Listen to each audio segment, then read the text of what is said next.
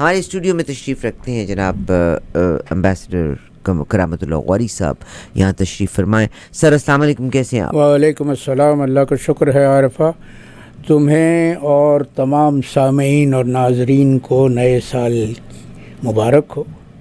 خدا کرے کہ یہ سال خوشیوں سے بھرپور گزرے، وہ حادثات نہ ہوں جو 2023 میں گزرے ہیں. میرا خیال ہے کہ زندگی میں تو چیزیں دن بدن بد سے بدتر ہوتی چلی جا رہی ہیں. بہرحال اللہ کرے کہ انسانوں کے دل میں محبت لازمی ایک دوسرے کے لیے ہو، تو شاید then we can save the planet. مہر و محبت کی التجا پاکستانیوں سے زیادہ کرنی چاہیے، ان پاکستانیوں سے جو وہ پاکستان میں ہیں اور حکمراں طبقہ کہلاتے ہیں. میں تمہاری بات سن رہا تھا، تم نے بہت لمبی گفتگو کی، تمام حالات حاضرہ کا جائزہ لے لیا، بھرپور جائزہ لے لیا. تم ایک کہہ رہی تھی کہ میں اپنے پاکستانی بھائیوں سے التجا کر رہی ہوں کہ وہ شریف حسین مکہ نہ بنے.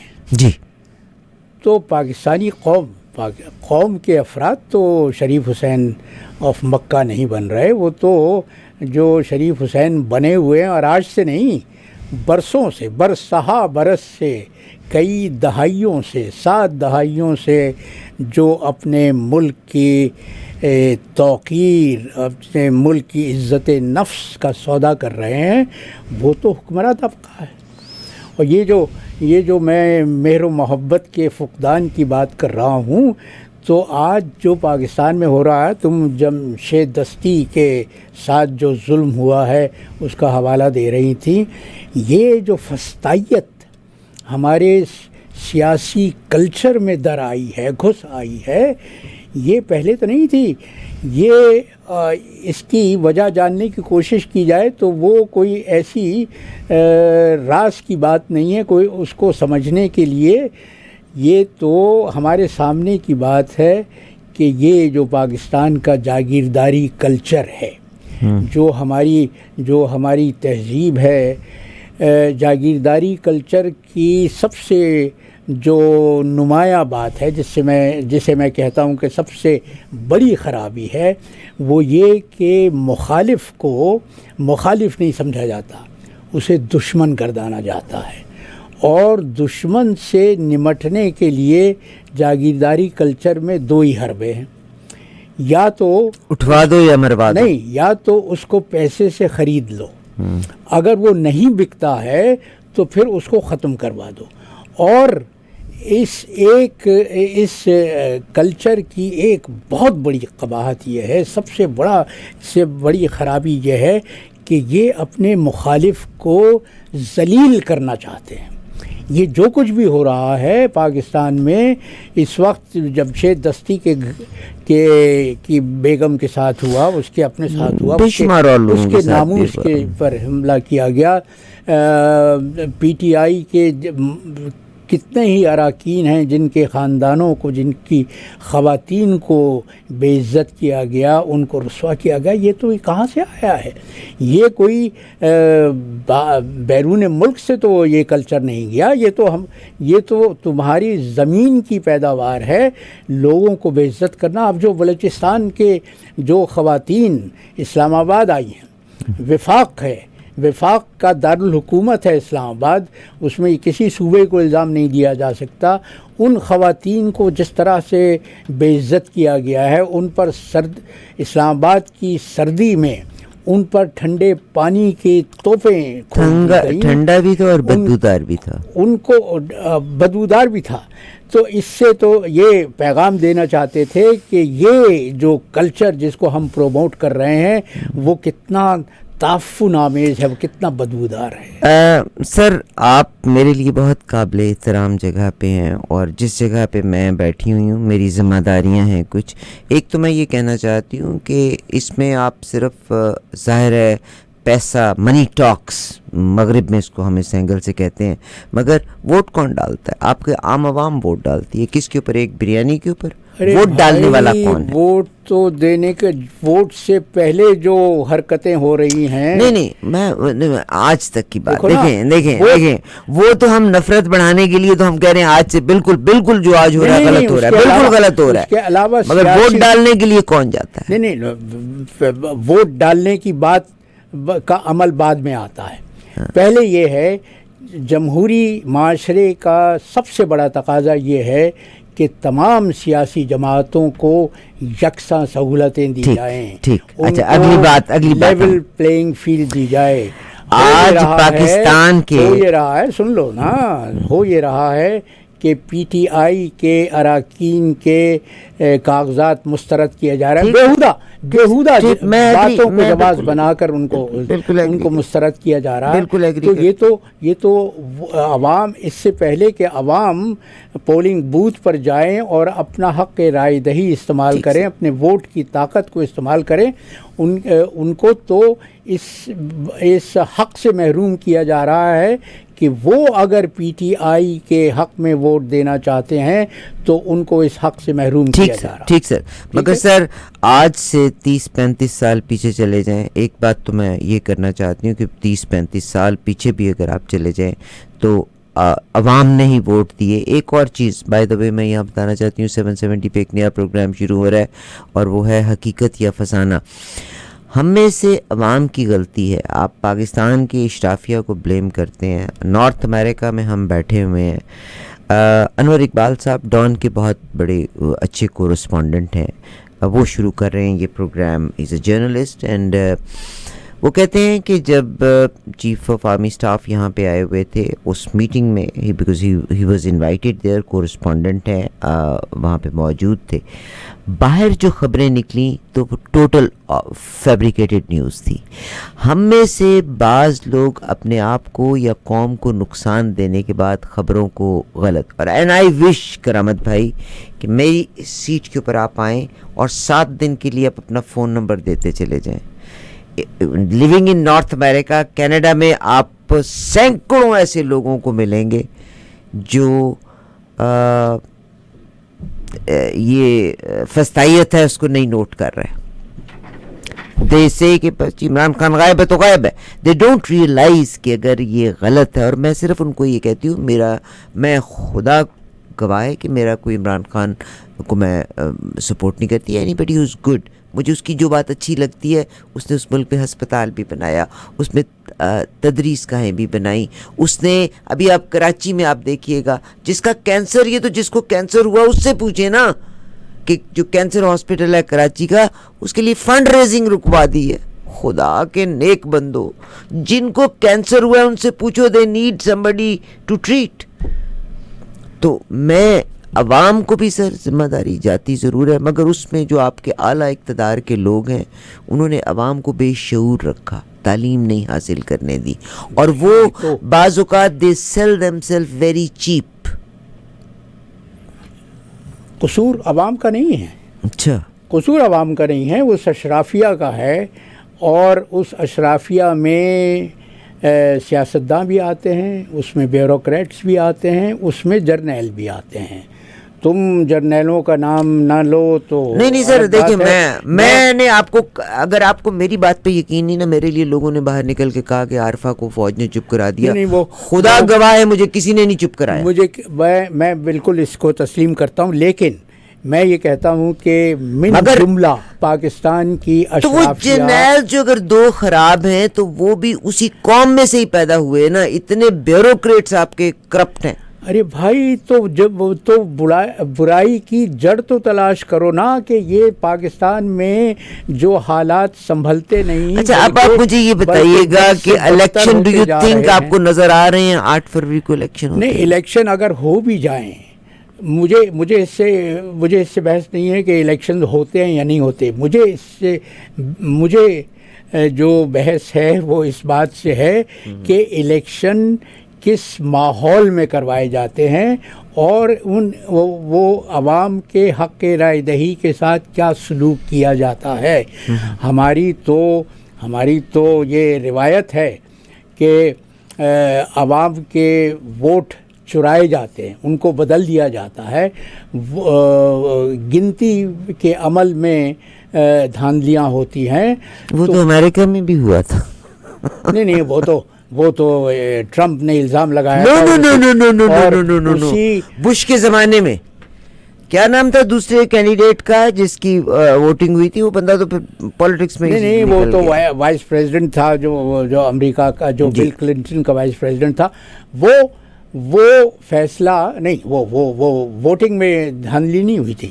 وہ فیصلہ امریکہ کی سپریم کورٹ کا تھا کہ انہوں نے جو فلوریڈا میں جو گنتی ہوئی تھی اس کو جائز تسلیم کیا، جس کو جائز قرار دیا گیا، جس کی وجہ سے جارج ڈبلیو بش فلوریڈا کی ریاست جیت گیا اور اس کی وجہ سے وہ صدارتی انتخاب. ٹھیک ہے، اور جارج ڈبلیو بش جیت کے اینڈ ہی از دا مین جنہوں نے اپنے باپ کا کہا پورا کیا، and the man who change the world man. لیکن بی کسی برائی کی مثال کو اپنی برائی کے لیے جواز نہیں بنایا جا سکتا، اور اس کو بنایا نہیں. سر میں اور آپ کینیڈا کیوں بیٹھے ہوئے؟ Because dollar is strong. نہیں یہ اس بات سے میں اتفاق نہیں کرتا کہ ڈالر از اسٹرانگ. یہاں پہ لوگ آئے ہیں مختلف وجوہات کی وجہ سے.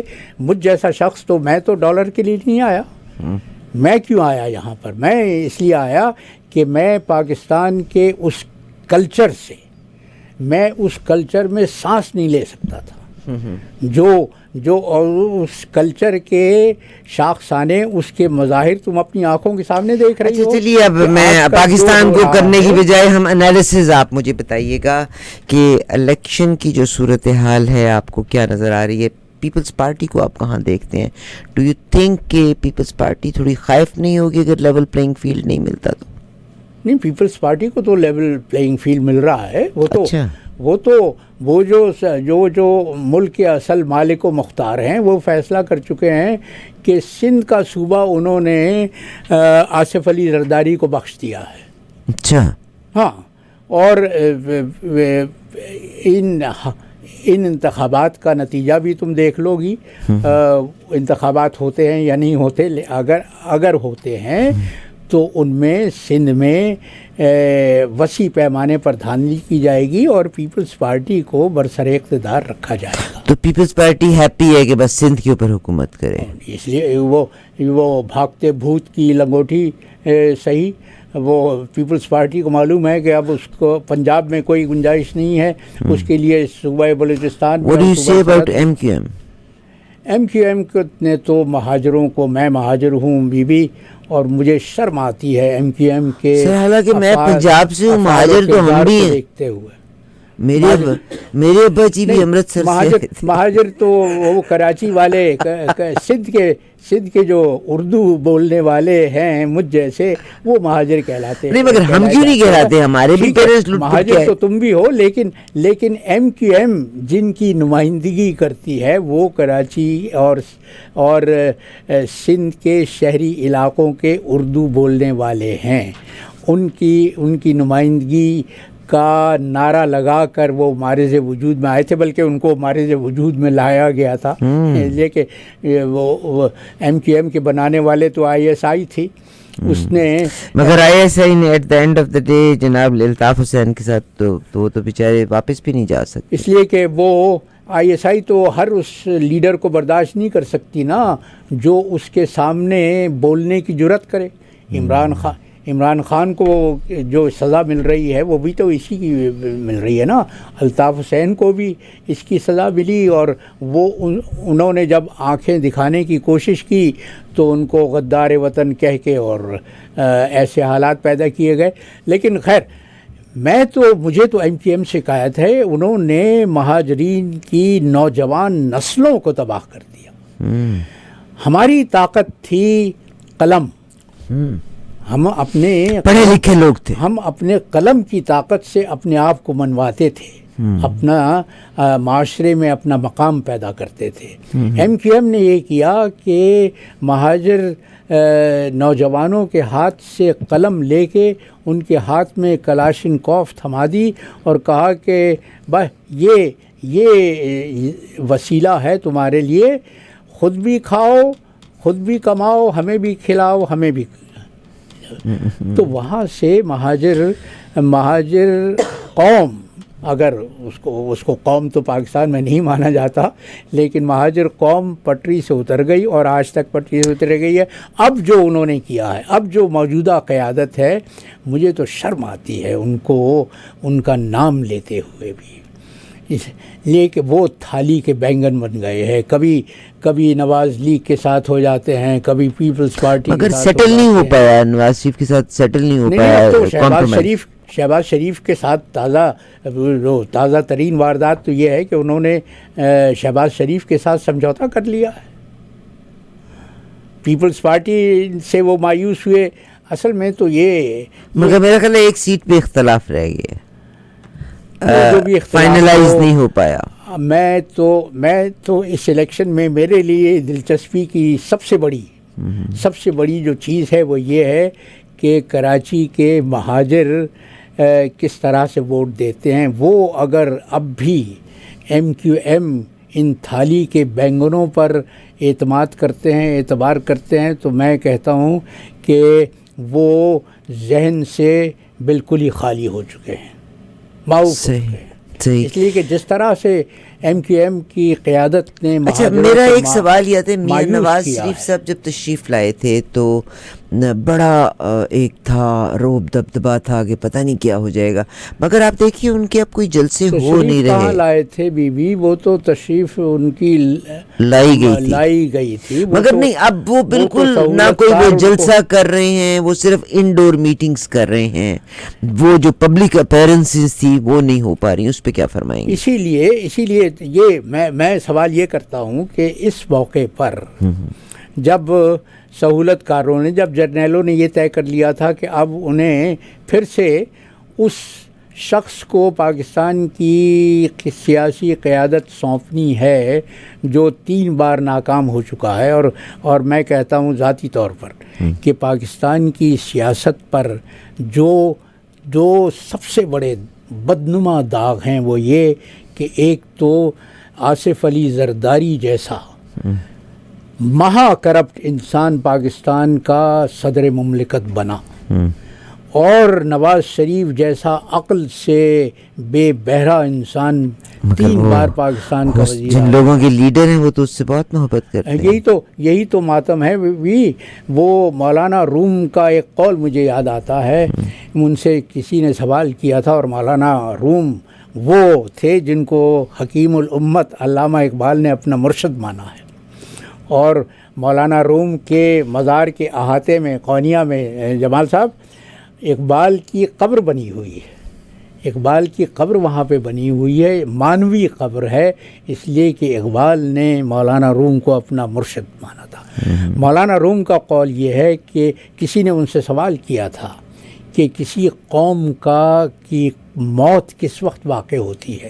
انہوں نے کہا اس وقت جب اس میں صحیح اور غلط کی تمیز نہ. بہت بڑی بات آپ نے کی، بہت بڑی بات کہی، اور مولانا روم کے حوالے سے بات کی. ہم نے جب پروگرام شروع کیا نا، یہیں بھی ہم کنکلوڈ کرتے ہیں، ہم نے جب پروگرام شروع کیا تو فرام نو ویئر آٹمنز آ گئے، شریف آف مکہ آ گئے، وہ لارنس آف عربیہ آپ نے دیکھی. آپ کس کو بلیم کرتے ہیں؟ برٹشرز کو اور فرینچ کو بلیم کرتے ہیں، یا ان لوگوں کو بلیم کرتے ہیں جو ان کے ہاتھ میں بکے تھے؟ دونوں ذمہ دار تھے. اب دونوں ذمہ دار تھے. زیادہ بڑا قصور ان کا تھا جو بکے، کیونکہ دیکھیے جی، برٹشرز اینڈ فرینچ تو they wanted to conquer the whole world. ہاں وہ انہوں نے اپنے مفادات کو فروغ دے رہے تھے. اب نریندر مودی کو جو لوگ برا کہتے ہیں، میں کہتی ہوں ہی از اے پرائم منسٹر آف، آج برٹش نے نیوز پیپر میں ان کے بارے میں آرٹیکل لکھ دیا ہے، جو کچھ کر رہا ہے وہ اپنے بھارت کے لیے کر رہا ہے. ٹھیک ہے. اچھا اب میں یہ کہتی ہوں کہ اگر Lawrence of Arabia, Britishers and French پر، میرا تجزیہ غلط ہو سکتا ہے، they were right because they wanted to expand. انہوں نے قیمت لگائی تھی، تو غلط کون تھا؟ جو بکے تھے، جنہوں نے وہ ٹرین کی لائن کو جو 600 کلومیٹر لمبی تھی اس کو اڑایا تھا، وہ لوگ غلط تھے. وہ لوگ جنہیں بادشاہت کے لالچ کے بیچ میں استعمال کیا گیا. جو بکنے کو تیار ہو جائیں. وہ میری ایک بڑی معروف غزل ہے جو مجھ سے ہر آپ اس غزل پہ پروگرام کو ختم کریں. مشاعرے میں سنی جاتی ہے. وہ اس کا مسئلہ ہی یہ ہے کہ بکنا جو چاہتے تو خریدار کم نہ تھے. بکنا جو چاہتے تو خریدار اس بے وطن کو مصر کے بازار کم نہ تھے. کیا بات. اور نیلامی پہ لگاتے جو اپنے ضمیر کو. نیلامی پہ لگاتے جو اپنے ضمیر کو. بولی لگانے والوں میں زردار کم نہ تھے.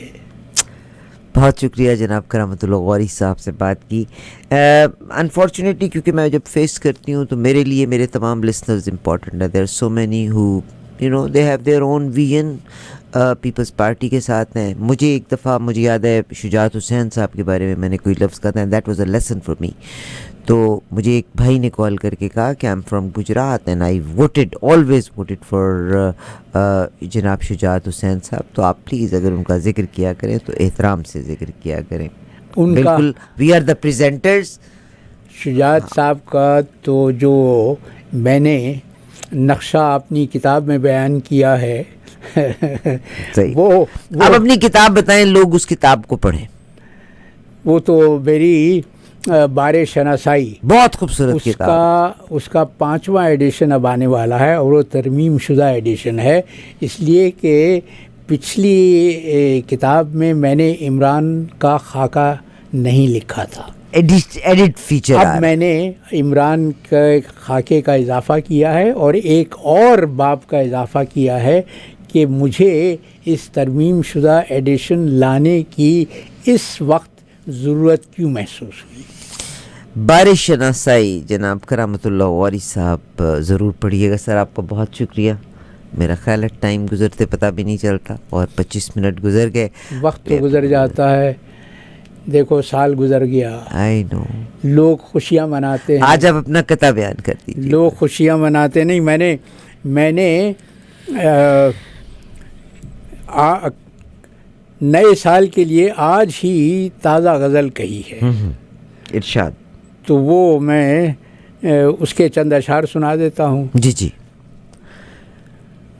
کرامت بھائی کو پتہ نہیں نا ریڈیو پہ میرا ایک سیکنڈ کتنا قیمتی ہوا کرتا ہوتا ہے. کرامت بھائی کو چاہیے وہ اپنی غزل نکال کے رکھتے. جی ہاں نہیں میں تو نکال کے رکھتا ہوں. جی.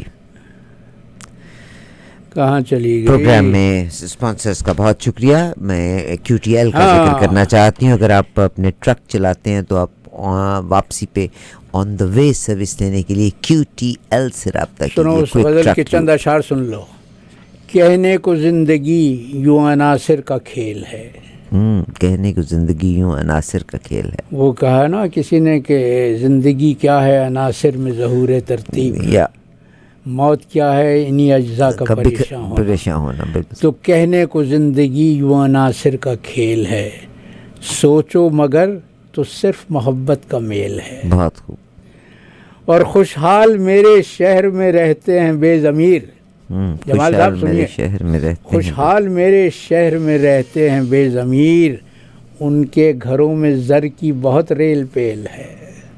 ان کے گھروں میں زر کی بہت ریل پیل ہے. جو مصلحت شعار ہے وہ کامران ہے. جو مصلحت شعار ہے وہ کامران ہے. جو دل کی بات مانے وہ ناکام فعل ہے. بہت خوب. اور مظلوم مارے جاتے ہیں ان کے نصیب سے.